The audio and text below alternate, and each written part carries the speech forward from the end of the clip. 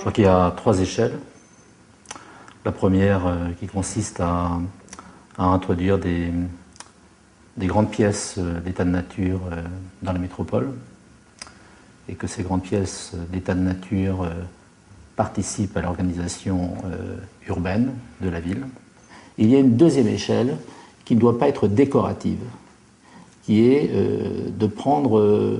finalement de prendre la nature comme modèle et ce qu'on sait d'elle, c'est-à-dire que chaque motif d'une forme de la nature, chaque motif spécifique d'une fleur, d'un coquillage, de ceci, de cela, d'un nuage, peu importe, chaque motif, c'est la solution optimale, économe, qui résout toute une dynamique de complexité que cette forme de vie doit gérer. L'architecture doit faire la même chose. Un programme, c'est très très complexe.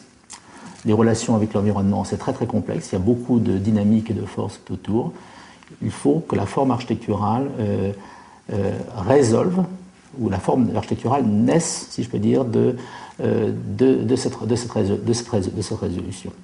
Et il y a une troisième échelle qui est plus technique, qui s'approche de ce qu'on nomme couramment aujourd'hui l'écologie industrielle, qui consiste à rechercher des systèmes constructifs ou des solutions techniques qui, en particulier, permettent de faire de l'économie d'énergie. On a considéré toutes les forces, les dynamiques du site, c'est-à-dire les flux naturels, humains, au niveau du sol, ceux aussi qui venaient d'en bas, n'est-ce pas, qui montent au niveau de la rue de la ville.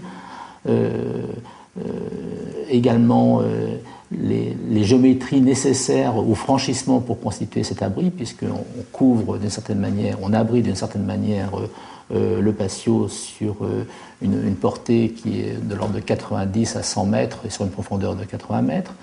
On a considéré les géométries nécessaires pour le recueil des eaux sur cette architecture, pour les recueillir en périphérie, de façon à ce qu'il y ait une irrigation, disons que l'eau s'écoule par rapport à de façon naturelle par rapport à ces géométries complexes. On a considéré la géométrie de l'aération. On a même considéré des forces présentes qu'il ne faut pas sous-estimer, qui sont celles de la mémoire. Les halles, on le sait, il y a la mémoire des halles qui est très très présente, qui crée des pressions un peu, si je peux dire, sur le gabarit de l'architecture. Eh bien, toutes ces forces-là, toutes ces géométries-là, on a cherché la géométrie qui en serait le dénominateur commun, qui les optimiserait, et petit à petit, cette forme-là est née comme cela. Ensuite, bien sûr, le travail était plutôt de l'ordre de la libre expression, au sens plastique du terme, mais la forme du projet idéal est née de cette manière-là. Elle s'est inspirée de ce que l'on connaît aujourd'hui sur la morphogénèse des motifs et des formes de la nature, d'une certaine manière. Voilà.